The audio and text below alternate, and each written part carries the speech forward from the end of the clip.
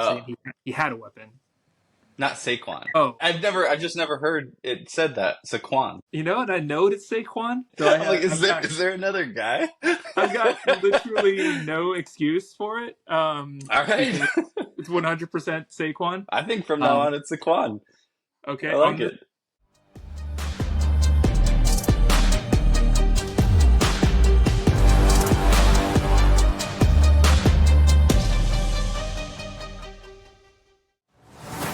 what's up, everyone? This is Nate coming back to you with the Live Good Dynasty podcast.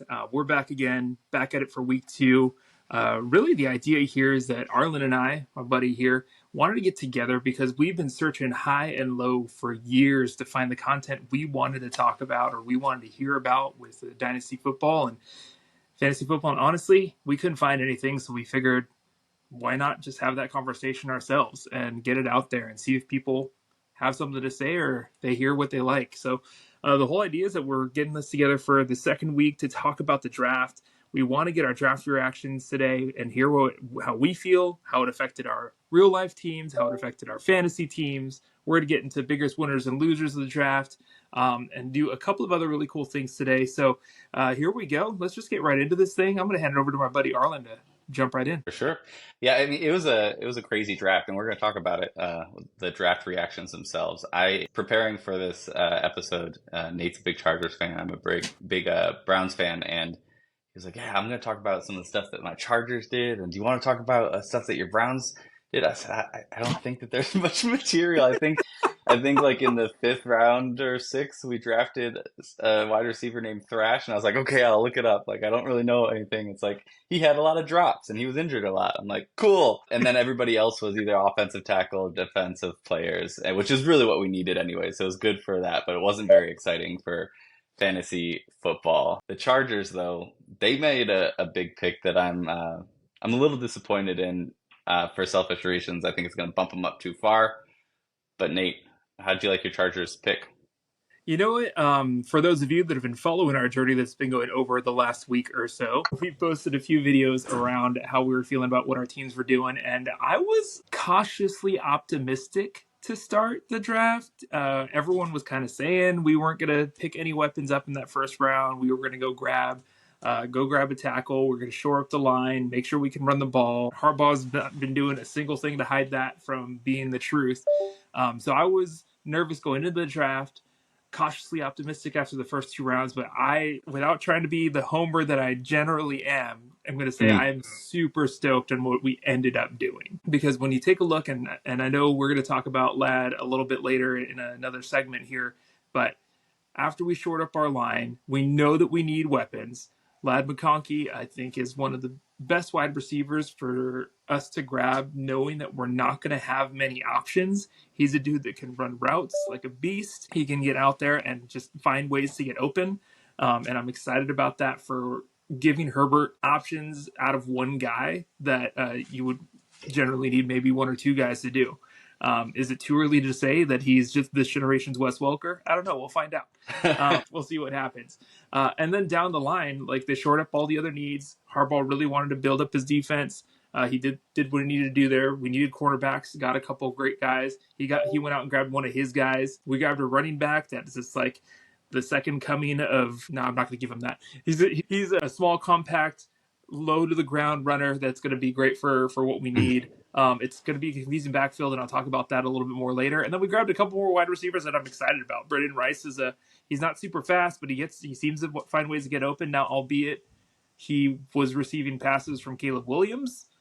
So maybe that had something to do with it, but we'll find out. But it was a 7th round pick. We got 2 wide receivers in the 7th. I'm not going to complain if they don't hit, but I'm excited what we did early on. Yeah, y'all stacked up really well. I think that, like, leading up to it, there was almost a feeling of the Chargers. Like, do they even know that wide receivers aren't important? They started making all this room, and that with Harbaugh, like, the history of like the fierce run, and then they're going after like offensive tackle with that first one, and you're like, okay, it's shoring up the run again. But then it was good to see them go deep into it later into the draft. And Ladd McConkey was somebody that wasn't necessarily a top one for me, and he jumped up to one of the top wide receivers in the class now. But yeah, what about the pick of the draft? Penix. Yeah. Is that All eight overall?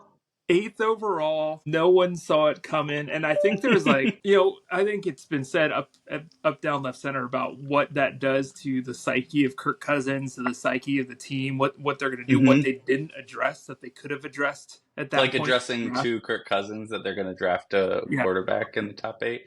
I heard yeah. him and his people said back that, why did you do that? This doesn't help us win this year, was what Right. his response was, which is absolutely fair. And then you watch the I don't know if you watched the GM's reaction or the GM's like explanation in the interviews afterwards, and he said like you can't let a talent like Michael Penix pass you up when it's available for you on the board at 8. And I'm Yeah, like, but there's better. there are other talented players that filled needs that you Yeah, actually have. one of the like videos on the channel I posted of like my reaction to it, because I had to sit on it because my instinct was to like kind of defend it almost because I'm a Browns fan and I like disorder, but also I know how hard it is to find a good quarterback. And I'm like, well, if you have a good but old one, keep hitting it until you get one that you can move on to, because it might not be the first one. Might not be the guy. But I had mentioned also that like, you know, reflecting though, like how horrible that really was, and like not taking advantage of the opportunity, and then I would say, like, you could have also waited around and gotten somebody like, Yeah, I don't know. Like, there's whispers that Minnesota liked him. I feel like yeah, instead, he probably wouldn't have actually yeah, lasted, but it just feels like a nasty right. pick at eight. It was nasty. I think they definitely could have traded back. I think they could have traded back and gotten picks to let Michael Penix go to another team, sure, but they would have gotten so many more picks that they would have been able to grab maybe a Bo Nix or somebody later on in the draft. But yeah, I think them grabbing Penix though caused a tailspin to all these needy teams, right? You're looking at Minnesota traded up one pick to go grab Yeah. McCarthy, who I think was probably their second option. I Penix might have been their first option. I think they went into a tailspin. And then Denver goes and grabs Bo Nix 12. He was not on anyone's board in the top half of the It first got round. real desperate real quick. Yeah. I think that, I mean, we've seen it in our actual drafts, right? Where actual drafts are dynasty drafts that And our actual fake draft, the real, yeah. Where, the drafts we care about. you pass on somebody, you're like, oh, there's like six of this position that I really like. I'm gonna wait for it to come around, and then the slightly too early pick was made, and then the second one, and then everyone's freaking Yeah. out, and they gather faster, and there's a run on that position. And I felt like that's these fantasy football managers who are actual managers in NFL just lost control there and went, Yeah, I think in that first 12 picks, there's a couple of teams that messed up. And I think, and I tweeted this, but I feel like Atlanta forgot that the real NFL isn't Superflex. And for some reason, I loved that comment. the Raiders thought that the real NFL was tight end premium. Like, I don't understand. I Yeah, know that they wanted they're to gonna pass. put one of them in their flex. Yeah. Yeah, I was really confused about that one too, and it was such a disappointment for such a star for both players. But let's move into that of the what are some of the biggest losers and winners. I will say, I guess we'll start with winner, since it could have been in that draft reaction, but I think the Bears just slapped the NFL across the face, and Yeah. they're set up in such a great position. We were saying beforehand, has anybody walked into a better situation? We were talking about it last week.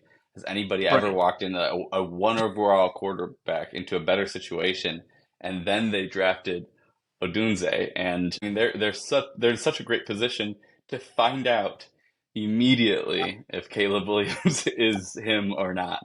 Yeah. If he's not, I mean, it's going to show like I could be moderately successful and at least make it to week 2 in an offense that has those kind of guys. Fair enough. You're not going to get benched the first week. Yeah, it's crazy to think about it.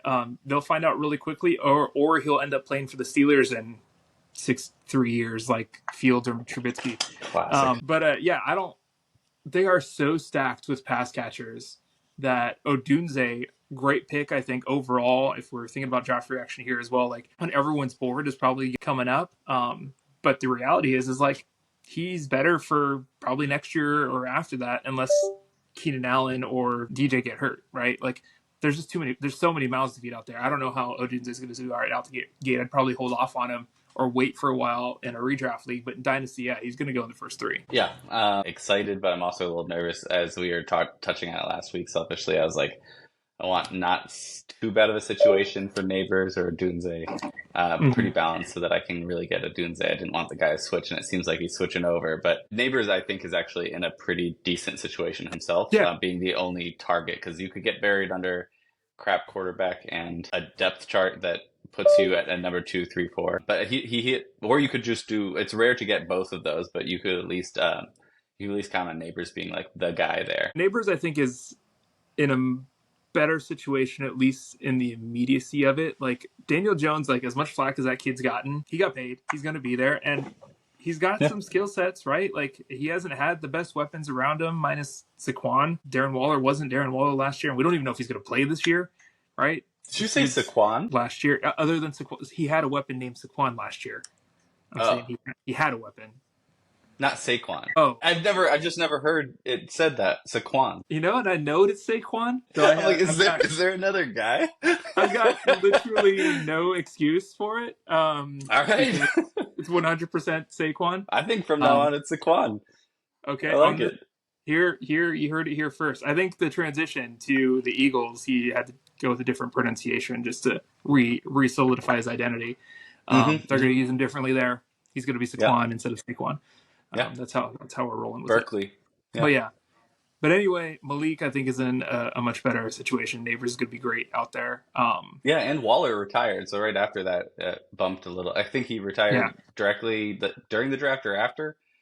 I don't know what it was. It was close to it. Yet. I keep reading that he hasn't actually said the words "I'm retiring," so we don't know the yet. Giants are the only ones who.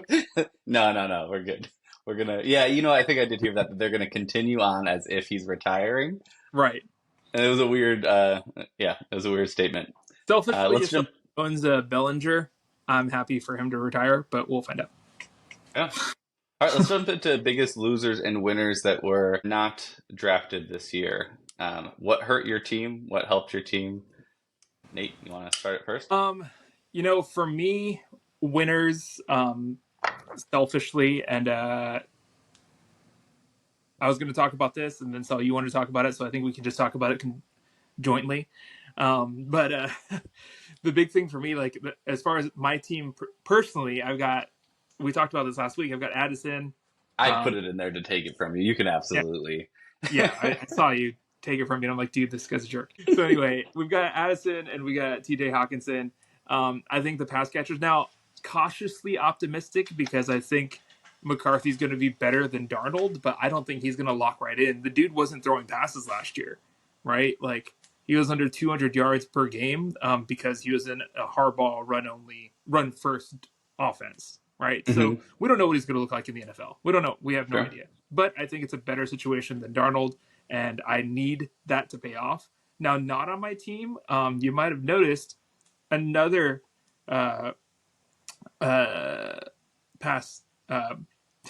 another quarterback out there named Will Levis that has been out there. He's been on my team, right? Another pass thrower. I have a loss for words ever since Saquon. But Will Levis being out there, like they didn't draft a quarterback, right? In Tennessee. He's got some great weapons that are there. He's got another year of development under his belt. I think he's going to surprise some people. I may even put some feelers out there to go grab Will Levis in our league. Because I think that, he's got a shot to be somebody after a couple years in the league. So I'm on board for Will. He's still got... He's pretty pocket, though, isn't he? Am I remembering that? He is, but I think he's going to be great this year. That's going to be my, dark horse for surprise of the league in points from a quarterback. I think he breaks it just to put, some clarity on that, we're in one quarterback dynasty football league. So I think that's important context because, I think in Superflex, but I feel like it's almost Will Levis is like, I'm going to go after this solid backup in our situation. In our situation, I think I'm going to go out on a limb and say that he is a top 15 quarterback this year. Say the whole thing together because that's going to be a short. All right. Will Levis out of Tennessee because there's no other option there for him. He's going to make it work, and he's going to be a top 15 quarterback in fantasy this year. I think before the next episode, you need to write out 15 quarterbacks and then tell me who's behind him. You got it. That's okay. I will do it. All right, sounds good. And then you can make the short next week. I think Vikings pass catchers are obvious winners here. Justin Jefferson, yes. I think Hawkinson, because of his position, is a winner. One, tight ends for great tight ends for rookie quarterbacks are awesome because they rely on that pass catching running back or that pass catching or tight end that is going to allow for dump offs and get that, especially in a PPR format like we're in. It allows for that dump in. Who I'm worried about is Addison still, and I'm not worried long term. It's so much better than Sam Darnold, but I think that the expectations are super tempered on how fast that reflects on him versus what he had with Kirk Cousins. I think that's going to take a little bit of time. I think it's going to be Hawkinson and Justin Jefferson that are going to take the brunt of the benefit and then followed up after. Super short term, I think Addison will be okay until Hawkinson comes back. I think Hawkinson's going to miss the first couple months of the season, at least the first month of the season with the injury. But yeah, I agree that he's definitely going to be a third option. And like I said, I don't know how good McCarthy's going to be. I'm not going to get a single name right today. I think that's what's going to happen. No worries. Just as a full vulnerability, we're using a platform that we haven't used. We used it last week, and we had some problems with it. And the whole second half of the episode was gone. So you'll hear all of our exactly right takes today after we have hindsight. But the other piece is now that it's not working, we're on our phone. So audio, visuals, forgive us. We're working through it. Curtis Samuel, going back to who I think was a huge winner. Oh, man, I was so happy. I liked Curtis Samuels. I traded for him, and then Diggs got traded. And then what I was worried about is, not worried about, I assumed that they were going to take a top wide receiver. I don't think they did. I don't know how I view it too strongly as a Curtis Samuel owner, so I love your take on it too. But I feel like both him and Kincaid won big with Keon Coleman as the wide receiver they take. I wasn't super high on him. I think he's got a lot of development to do. Not to say that he's not going to be great, but I felt like he was going to be a good wide receiver too within a few years. I did not think that he was going to step into a top role, and I did not think that he was going to develop into a team's number one wide receiver. Yeah, though he is good on social media if you've watched the interviews. But I agree. I think that, you might even between Kincaid and Samuel, there's not going to be much option for anything else. Dawson Knox is going to be playable, I think. Was he the snack guy? Right. What's that? On his press conference where he walked off? Oh, yeah. Somebody posted that and I replied, this is the first moment I've been worried about Kincaid and Curtis Samuel. That guy's awesome. Yeah. Sorry, go ahead. Yeah. I was just gonna say, I think you're right. I think they're gonna be the only options. Now, I think this plays right into where, and I didn't put this in the show doc, but who I thought was a loser, and it's hard to call them a loser because I think he's gonna be fine, right? He might dip a couple of steps, but Josh Allen is running out of options here, losing. He's none of these guys are gonna be Gabe Davis going long. I don't know if you got a possession receiver. Kincaid's gonna have to do both what he was doing and what Diggs was doing last year. I don't know that Josh Allen's going to be able to get all of the receptions that are going to be lost, that count of receptions, however much he's losing with Stephon Diggs and Gabriel Davis. That's not going to get replaced by Curtis Samuel, right? So unless he's going to be trucking with his legs, and they keep saying that they want him to run less, they keep putting him in a position to have to run more. Right. So I think because fantasy football is broken with the rushing quarterback, and I listen to the podcast of fantasy footballers, and one of their hosts, Jason, is really big about how much he hates it. And I like the upside of a rushing quarterback, but I do realize how silly it is that the points for rushing and passing are different, and I think they should be the same, because a Mahomes should be every year the top, and he's kind of there anyways, but let's say Herbert, he should be one of the top quarterbacks out there a lot of years. You should have these passing pocket quarterbacks that are prototypically more successful. The example that he used that I really agree with is Justin Fields should not have been one of the top quarterbacks and then been just given away. And it was only that way because he is a rushing quarterback. So I think Josh Allen, it has the rushing piece that will always keep him safe. So Yeah. in terms of a fantasy perspective, I don't really, I mean, I have him on my team and I'm not really worried at all. I didn't see a dip in my like view of him at all. I think that Kincaid's going to take another step up. And I think that Curtis Samuel is going to show not superstar, but a side of him that he wasn't allowed to display with the quarterbacks that he had within Washington. Yeah. Yeah. Yeah. Like I said, I don't think he's going to fall off the map. He's not. I don't think he's going to even fall out of the top 5. I just don't think he's going to be the every week saved by passing touchdowns. He on a was bad last year, not passing, right? but he was last year, and Diggs was horrid for the back half of the season. Diggs didn't really show up. Gabe Davis wasn't really productive, and somehow he's still doing it. James Cook is going to take another step up. They got a running back that can kind of take it into the end zone like they've been looking for and trying to avoid getting James Cook contact. So I'm thinking maybe they up some of those targets to him and go Kincaid, a little Coleman, and a lot of Curtis Samuel. Yeah, it'll be fun. I mean, they're not going anywhere. It hurts my heart a little bit just knowing that I let Allen and Cook go this offseason off of my team late last season and this season. Oh, yeah. You let Cook go too, so it's fair. Yeah, I mean, you gave me a 108 for him, so I think that was fine. I think that's fair too. I don't think anyone lost that one, but I don't think we need to talk about any more losers. I think we can just move on. Let me cover one more winner real quick before we do. I know I just don't want to talk about it, but first let me talk about Ricky Pearsall. One of the pieces that we each went through, one player that we are excited about if they hit the right spot, and we want them to hit the right spot, and we didn't want to say out loud because we didn't want people to know about it.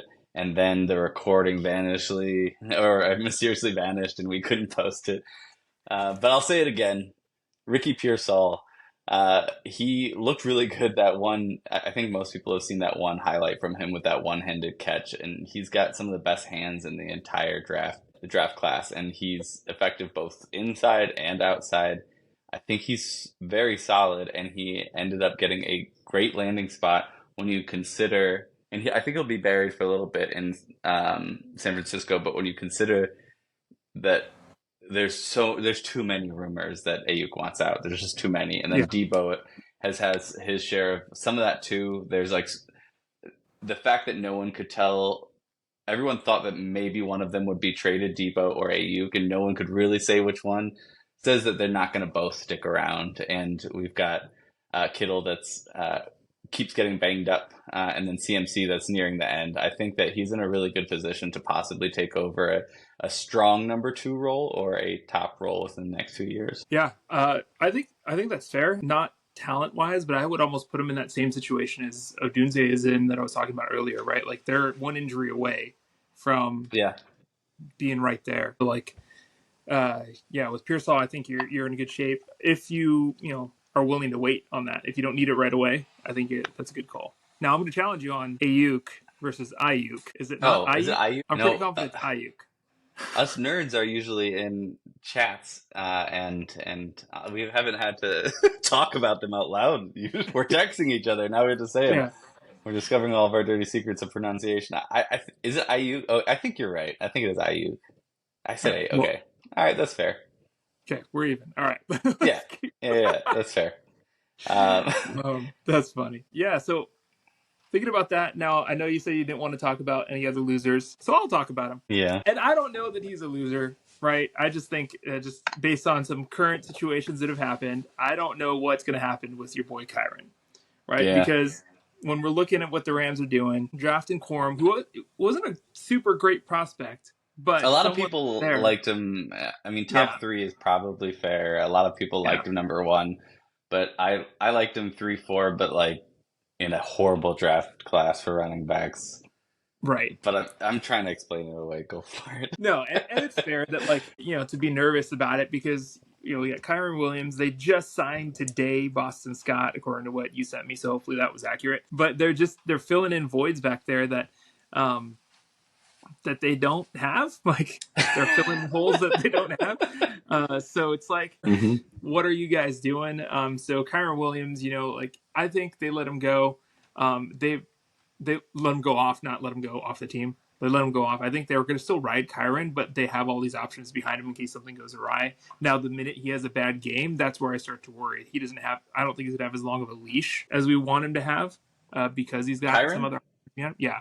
I think he's good. I think if Corum goes off in his whatever they give him third down role, or maybe they give him some run when they give Kyron a break, give him a series or whatever, they might split that backfield a little more than you like, but we'll find out. Yeah.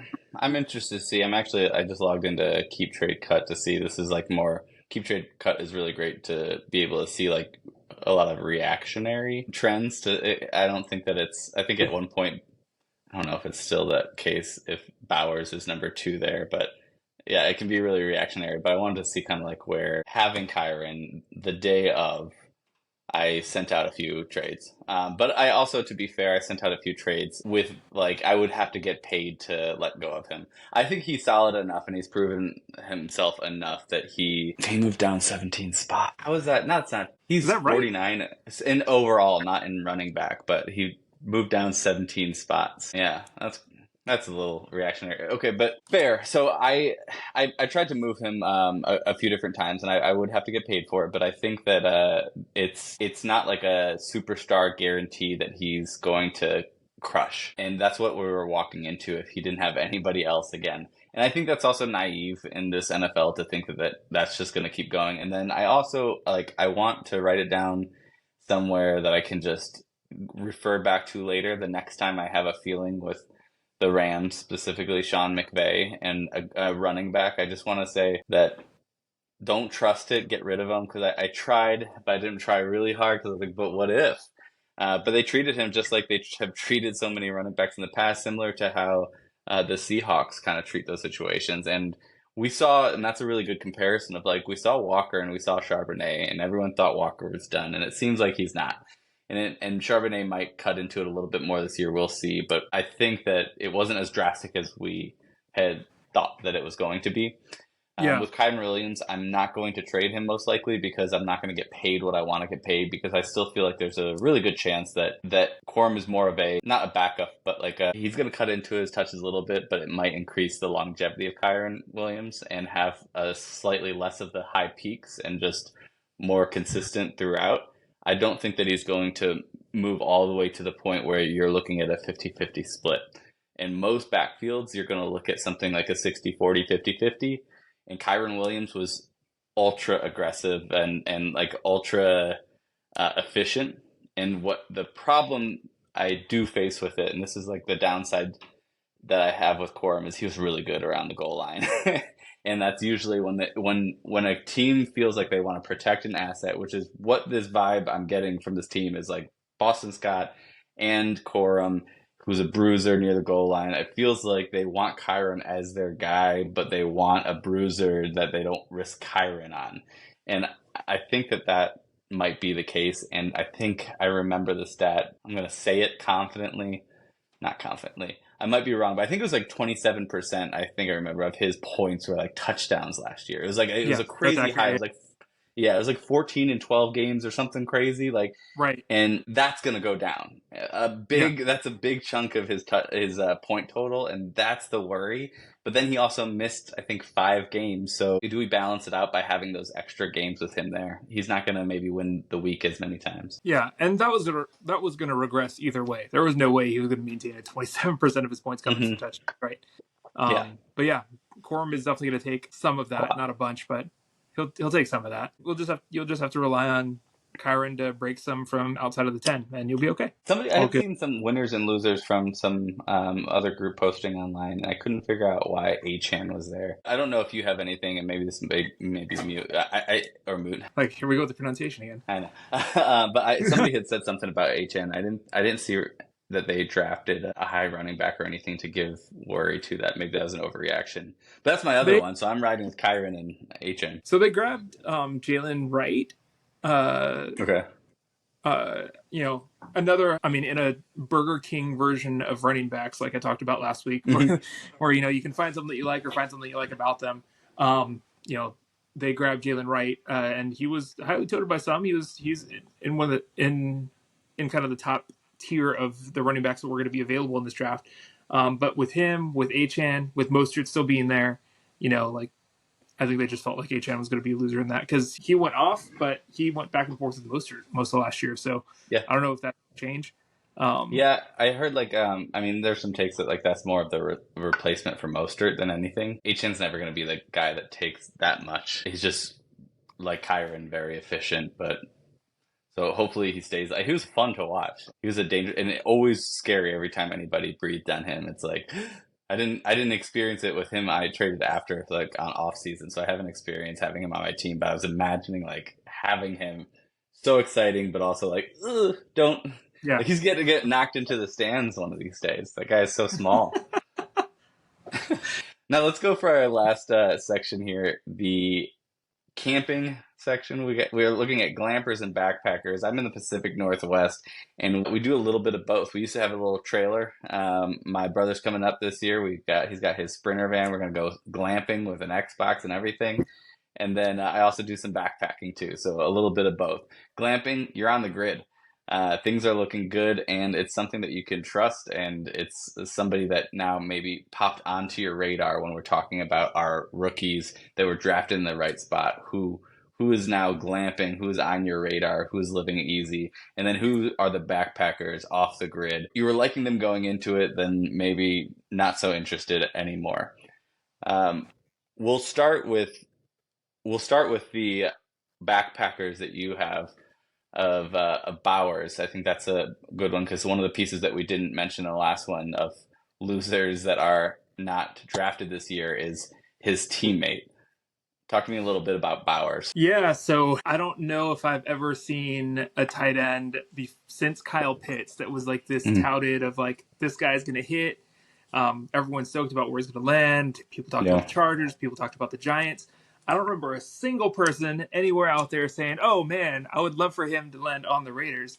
And that's what ended up happening. Made 0 sense because they just drafted in the second round Mayer last year, who arguably has one of the better set of hands as far as pass catchers go from tight ends last year. And I know you have Kincaid and he was out there, but I made the run for Mayers plenty of times throughout this offseason. Mayers doesn't have Josh Allen throwing to him. That's all I'm saying. Right. But now, same situation. They've got who knows what's going to be happening in the quarterback position, right? Minshew Mania, the coming again of Minshew Mania, possibly, or Aiden O'Connell out there. And he's got 2 tight ends. He's got Devontae Adams, who needs to eat, or we've seen what happens when he doesn't eat, right? He's going to become emaciated soon, though. And then you got Jacoby Myers, who came on last year. Right? So with all these guys, that team can't support 4 pass catchers. They can't support one tight end who was as good as Michael Mayer last year. So now they've got Bowers over there, who's a slot guy. He's got to have a ton of opportunity, but for where he was touted as being picked up in most dynasty leagues, probably in the top 5 picks. Nothing made me sadder in the entire draft than the Bowers pick. And I don't have any investment into Mayer or that team. It doesn't take away from anything, but I was just so excited because there's also this, and we can maybe pause for a second and just talk about this dynamic that's switching right now within fantasy football, where before it was like, if you don't have the number 1 or the number 2 tight end, and then the value of that is so high. And I noticed in having, I had a pretty good tight end setup with, I had Andrews Likely and as his backup, and then I had Pitts. And throughout the year, I saw this dip of the value and who was really coming after them as people like Laporta popped off, Kincaid popped off, and we have McBride going off. There's multiple superstars in the tight end world right now, and then you got Kelsey, who extended by a couple of years just this week or yesterday, I think. Yeah. And we're in this position now where we actually have almost everyone can have a pretty serviceable tight end. So then when you take Mayer, who I was looking at as like, oh man, I think he still did well for a rookie tight end, like, and the development that, like, he has got so much ability that he can really close the gap on some of the other guys. It's not normal to do what Laporta did. No one's really was happy about Kincaid because of Laporta, and he had like the fourth best numbers in every stat of a Yeah. rookie tight end ever. And so we're seeing this more and more, and I was like, okay, then we're gonna have Mayer, and then we're gonna have Bowers. We're gonna have this like change that we haven't seen in so long. And I think that made me sad for fantasy football and that landscape more than it made me sad for like the individuals themselves. But I was really bummed to see Bowers go there. Yeah, I think for me, like with the whole tight end landscape, like you're talking about, I think nothing speaks to it more than a trade that just happened in our league. Like in years past, Yeah, you never would have heard of an up and coming wide receiver like Garrett Wilson getting traded for any tight end on a 1-for-1, because there's kind of a trade with quarterbacks that were included, but I think the trade was essentially Garrett Wilson for Sam Laporta, and sure. both of us look at that today in today's world and today's tight end landscape and go, that's a great trade. I think that But speaks more to like how historic he was versus, because I feel like the scarcity of tight end when somebody pops off and is super successful, I think mhm, that drives that price up. So right now I feel like these stars in general, the price is going closer to a wide receiver. But that being said, I feel like that speaks more to how incredible Laporta is than anything else. that's fair. Yeah. I think I looked at my team a lot last year and years past, especially with how deep rosters have to be sometimes. I looked at the tight end position as a position like I can afford to lose points there because it's so unpredictable. But now with so Yeah, many superstars and so many folks out there, I went into the offseason this year thinking like I need to go find a tight end that's going to get me yeah. points and I can rely on 12 Yeah, points a and it's game. possible. Like, Before it was like, it's almost mhm, like focus on other areas because it's not possible. yeah, It's or you're gonna have to pay way too much. But now it's obtainable, and you can also right, you can look for, like, some people have multiple. And you can look at trying to get something off of them. yeah, But it is interesting that you bring that up because like some of it feels like, oh, you'll be able to just get one because there's so many now. But that was the mentality of like the superstar is so important, and then if you can't get the superstar, punt the position.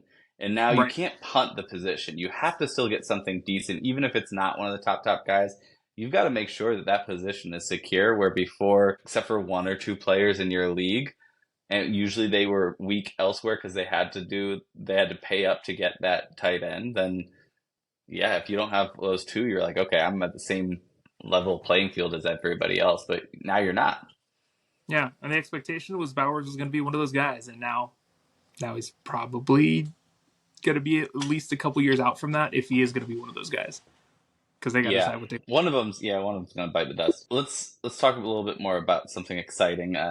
We touched a little bit on him, so I'll end up being pretty quick on him. But Ladd McConkey is, or McConkey? Is there no L? McConkey, there's no. There's no L. There should be. Well, we're just gonna say everything wrong today. But he's a good lad. And I think that Wow. I'm sure I'm the first to say that. But I think he's really a good fit for that because they don't have any wide receivers. So he fills a pretty important void for them. But he's really known, Herbert's a smart quarterback and he's known for excellent route running. And I think, and deep threat. And Herbert has an arm. I think like the combination of what he can do fits really well into that NFL, but specifically fits really well into that offense with who's throwing them the ball. And they shored up their offensive line. They've got threats at running back now. So I feel that they're in a position to, like, people have to respect the run game. They can't get too far out there. And they added enough depth to be able to not have it solely be on him. He's really good in off man or off man zone coverage. And that's pretty significant in today's NFL. I think he's in a position to be able to succeed right away. I'm excited about him.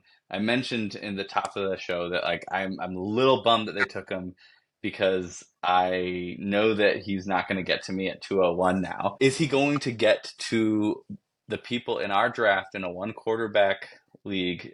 Some background: we have 4 flex spots. It's a unique situation, so we need a lot of depth, and we can play a lot of wide receivers. Is he going to get to the person that's at 104 with you having 104, Nate? Well, all right. You've done this to me 2 weeks in a row where I have to actually talk about my draft strategy. But I'm going He's to not say... getting to you later in the first anyways. You have another pick in the first. He's not getting there. As a homer, I will have to fight the urge to get him there because I think 105 might be a little early. He's in a great situation. I think he climbs like great, or he's... Is it too early? In a great spot. So I'm going to talk about the guy that I thought was... I forget the naming convention we used for this, but the winner on this side, the glamper on this side for me was... Brian Thomas, because I think his situation where he landed, and he's someone I'm seriously considering at that 104 spot because of where he landed, Calvin Ridley being gone. He is like his comps. I think when you looked at it, they compared him to Quentin Johnson, which is really scary because dude didn't show up. But I think he comps more to what Quentin Johnson was supposed to be. No one like Brian Thomas is aggressive towards the ball, which Quentin proved not to be last year. He was letting passes come to them. He had jello for hands, dropping passes all over the place.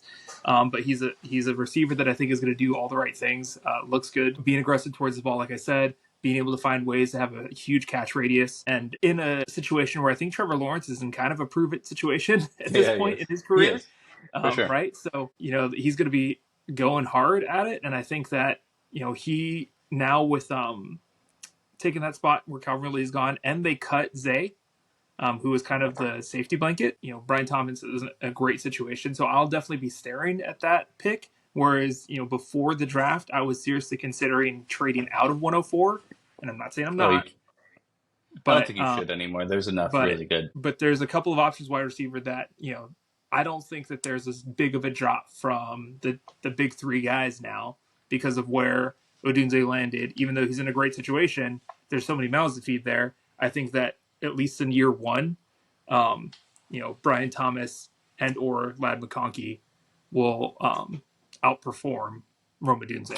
Which is important in our league because we're we're in the championship. We have strong teams. We're 1-2 in the league, and I won the regular season, and you have that thing behind you. I think one's more important than the other. Who's to say? Let's not get in that debate.